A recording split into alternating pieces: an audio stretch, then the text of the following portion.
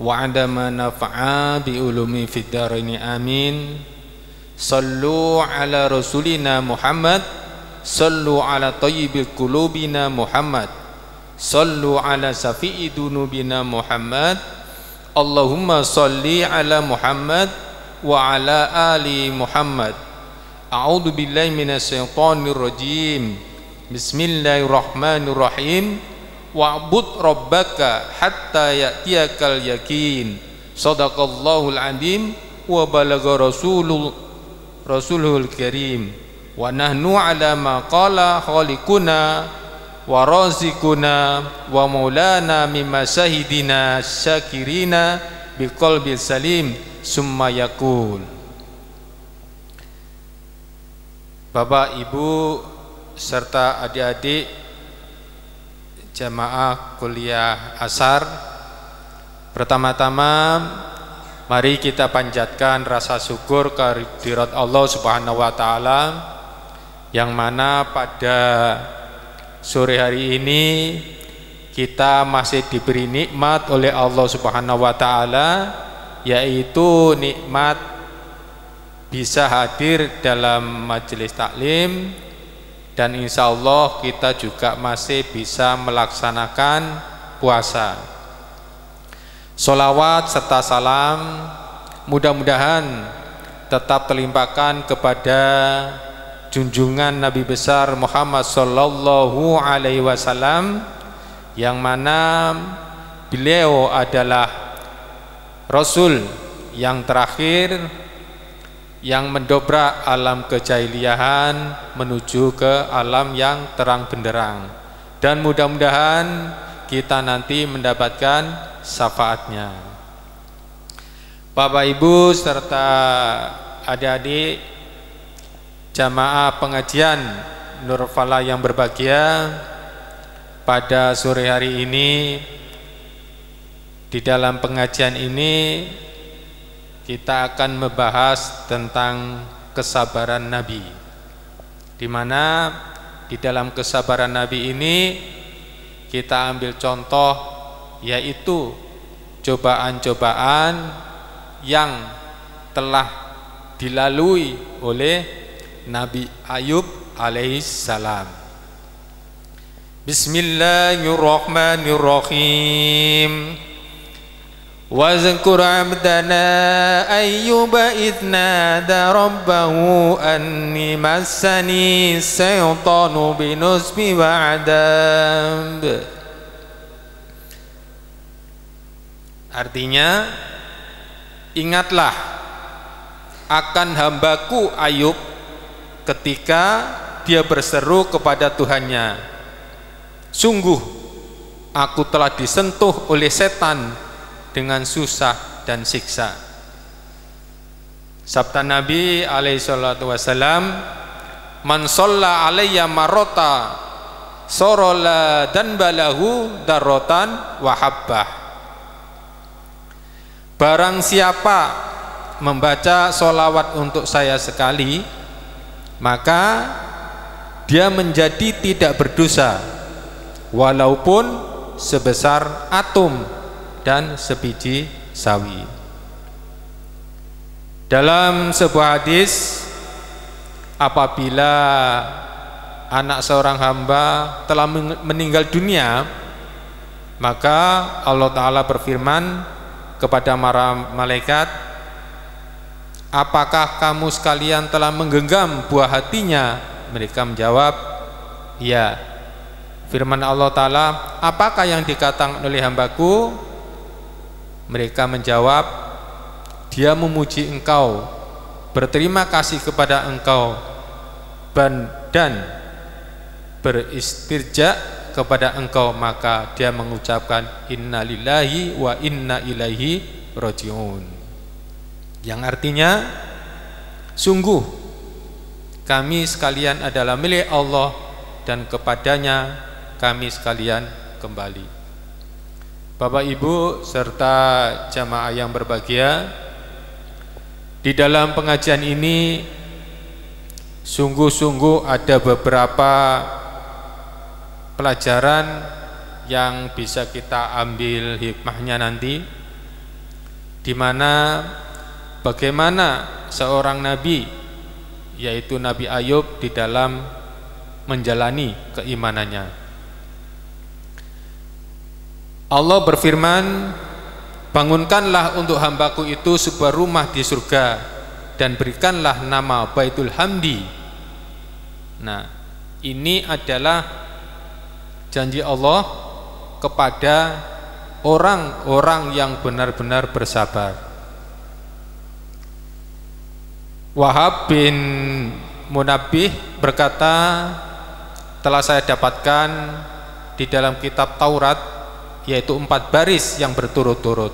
Yang pertama adalah, barang siapa yang membaca kitab Allah Ta'ala sedang dia mengira bahwasanya dia tidak diampuni, maka dia termasuk orang-orang yang meremehkan ayat-ayat Allah. Jadi kalau kita berdoa itu harus dengan ikhlas, bahwa insya Allah bahwa kita akan dikabulkan doa itu. Kenapa? Karena kalau kita mempunyai pendapat bahwa Allah tidak akan mengabulkan, maka berarti kita dianggap meremehkan. Yang kedua, barang siapa merendahkan diri kepada orang kaya karena kekayaannya, maka telah hilang 2/3 dari keimanannya. Nah, di sini maka kita harus hati-hati, keimanan kita harus kita jaga, jangan sampai kepada orang yang mempunyai harta lebih kita menjadi tunduk. Dan ini adalah tuntunan dari agama. Karena apa? Kalau sampai kita merendahkan, maka agama kita sebagian telah hilang. Yang ketiga, barang siapa yang bersusah hati terhadap apa-apa yang telah lewat, yang telah hilang, maka dia telah marah kepada qada dan kepastian dari Allah. Sehingga dari yang 3 ini, yang nomor 3, kita harus bisa menjaga hati, tidak boleh yang namanya menyesali nasib yang telah kita lalui. Karena apa? Karena semua itu adalah qada dari Allah Subhanahu wa ta'ala. Kita harus menerima dan menerima dengan ikhlas. Yang keempat, barang siapa mengeluh, melapor terhadap penderitaannya, maka sungguh dia telah melapor, mengeluh kepada Tuhannya, yaitu kepada Allah Subhanahu wa ta'ala. Yang artinya apa? Berarti kita juga tidak ikhlas tentang qada dan qadar. Keimanan kita menjadi kurang sempurna. Beliau Nabi alaihi salatu wasallam bersabda, inna mu'dhamal jazai ma'adhamil balai wa inna Allah ta'ala idza ahabba 'abdan ibtalahu wa idza sabaron ijtabahu wa idza radiya istaghfah. Artinya, sesungguhnya balasan yang besar itu sebanding dengan bahaya yang besar juga. Dan sesungguhnya Allah Ta'ala bila mencintai kepada seorang hamba, tentu dia Allah mengujinya. Apabila dia bersabar, maka Allah memilihnya, dan apabila dia rela, maka Allah memilihnya juga.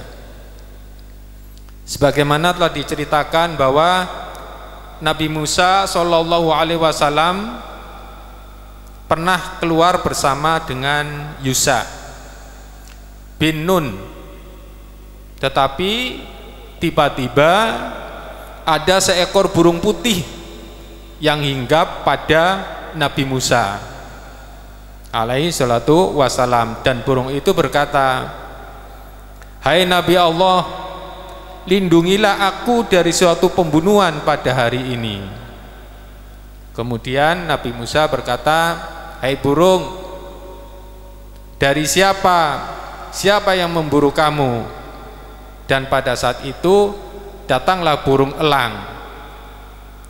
Dan burung elang berkata, hai Musa, janganlah engkau menghalangi dari buruanku. Nah, dari situ kemudian Nabi Musa SAW berkata kepada seekor burung elang, hai burung elang, kalau kamu ingin makan, janganlah makan burung yang telah hinggap di pundakku, karena dia minta pertolonganku. Bagaimana kalau aku sembelihkan kambing dan silakan kamu makan? Kata burung elangnya, hai Musa, kalau daging kambing itu tidak cocok untukku. Nah, kemudian Nabi Musa berkata lagi, hai burung elang, kalau kamu tidak mau daging kambing, ya sudah, ini ada pahaku, silakan kau makan pahaku. Nah, si burung elang ini nawar lagi, hai Musa, aku mau tubuhmu tapi bukan pahamu. Terus apa yang kamu minta? Aku minta 2 biji matamu.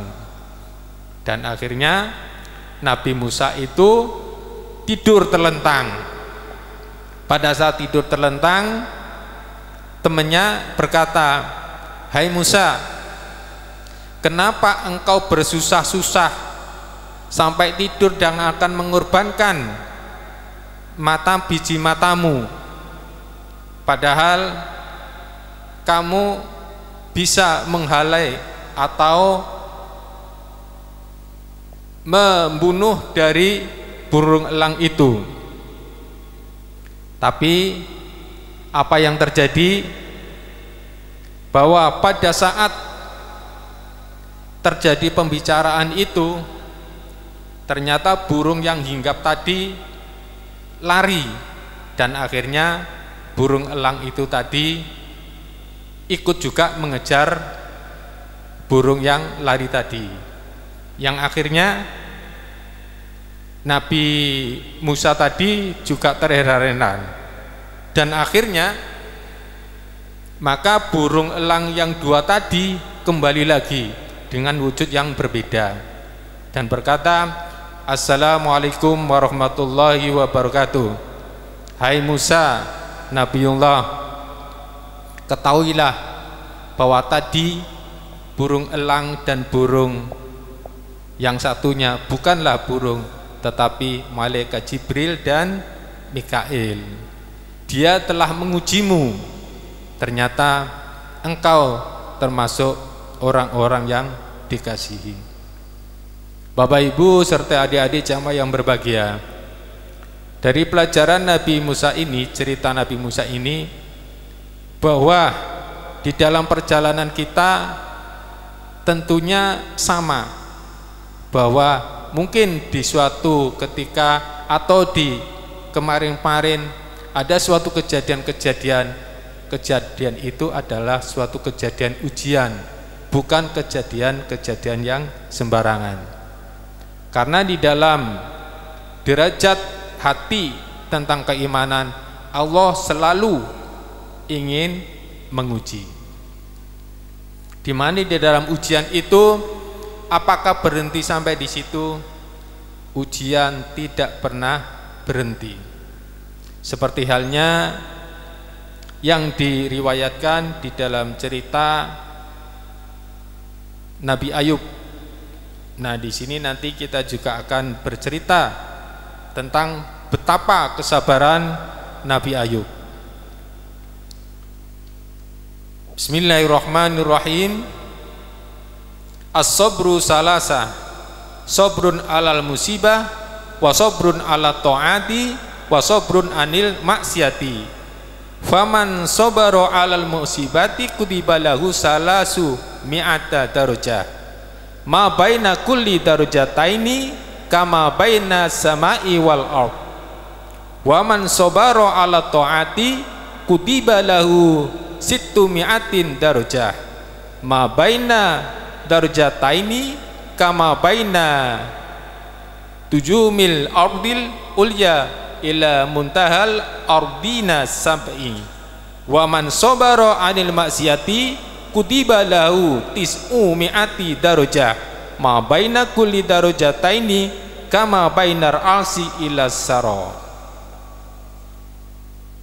Sabar, ternyata bahwa sabar itu ada 3. Yang pertama yaitu sabar terhadap bencana. Yang kedua, sabar berlaku taat. Dan yang ketiga, sabar menjauhi perbuatan durhaka.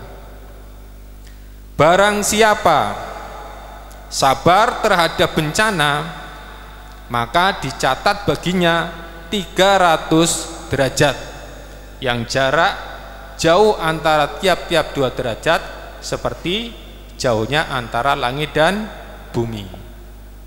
Barang siapa sabar berlaku taat, yang kedua, maka dicatat baginya 600 derajat, yang jarak jauhnya antara 2 derajat seperti jarak antara permukaan bumi dan dasar langit dan dasar bumi. Dan barang siapa sabar menjauhi perbuatan durhaka, maka dicatat baginya 900 derajat, yang jarak jauh antara tiap-tiap 2 derajat seperti jarak jauh antara arsi dengan bumi. Nah, diceritakan di sini yaitu tentang Nabi Ayub bin Ishaq alaihi salatu wasalam dari bangsa Rum, sedang ibunya adalah putri Nabi Lut alaihi salatu wasalam. Nabi Ayub ini ternyata adalah seorang laki-laki yang pandai.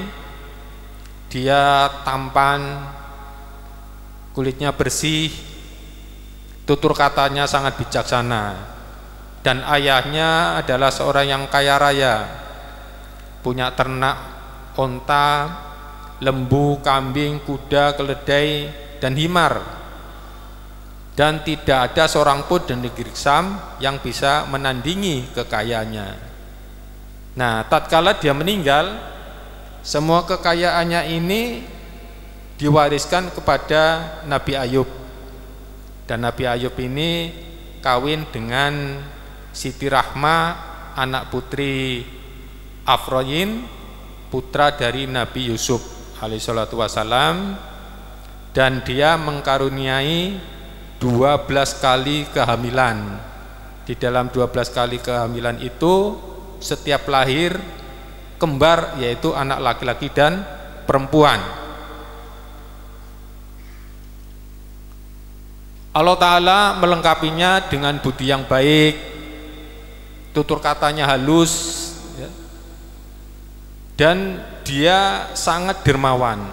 Diceritakan bahwa di kediamannya selalu disediakan meja-meja makan bagi anak-anak yatim piatu, disediakan tempat-tempat, semua kebun-kebun karyawannya dipesani, apabila ada seseorang yang mau ngambil tidak boleh dihalangi, harus diberi.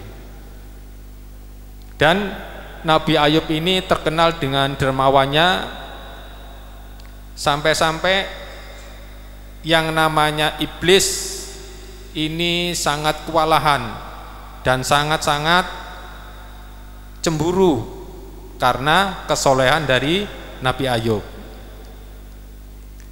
Nabi Ayub ini benar-benar luar biasa. Dan di dalam ternaknya ini diriwayatkan bahwa setiap tahun anak-anaknya dari ternak ini selalu berkembang dan berkembang. Tapi dengan perkembangannya itu Nabi Ayub ini solehnya luar biasa. Sholatnya tidak pernah telat, sholatnya selalu dijaga. Bahkan suatu ketika iblis ini naik, diriwayatkan naik ke langit, diibaratkan seperti menengok amalan Ayub ini sampai di mana. Nah, kemudian Allah menyapa pada iblis, "Hai iblis, ngapain kamu naik-naik ke sini?" Iblisnya berkata, "Ya Tuhanku, ternyata Ayub ini taatnya karena Engkau beri kenikmatan, Engkau beri harta yang sangat banyak sehingga dia taat. Coba sekarang berilah aku keleluasaan dengan menggoda, coba hartanya diambil semua." Kemudian Allah berfirman, "Hai iblis, kalau memang itu maumu, coba silakan kamu goda sekuat kamu." Dan akhirnya iblis ini diceritakan, diriwayatkan di sini, berteriak memanggil teman-temannya, yaitu jin-jin semua di dekat lautan. Nah, jin-jin itu pada bertanya kepada iblis ini, "Hei rajaku, ada apa engkau teriak-teriak?" Nah, iblis ini dengan bangganya, "Aku dapat kesempatan yang kedua kali. Yang pertama, aku telah menggoda Adam sehingga Adam itu bisa turun ke bumi setelah memakan buah khuldi. Sekarang aku diberi kesempatan lagi untuk menggoda Ayub, yaitu dengan cara kita nanti." Apa rencananya? Ayub ini mempunyai anak, jumlahnya 12 kali 2. Terus bagaimana? Dia biasanya makan bersama di kakak yang pertama. Terus apa yang kita harus lakukan? Bunuh semua. Dan akhirnya pada saat itu anak-anak dari Nabi Ayub dibunuh semua. Pada saat dibunuh, kemudian Nabi Ayub, setan iblis ini datang kepada Nabi Ayub, "Hai Ayub, kamu sholatnya jangan terlalu khusyuk. Ketahuilah bahwa anak-anakmu telah tiada semua." Tapi apa yang terjadi? Nabi Ayub dengan tenang dan sabar tetap khusyuk menyelesaikan sholatnya.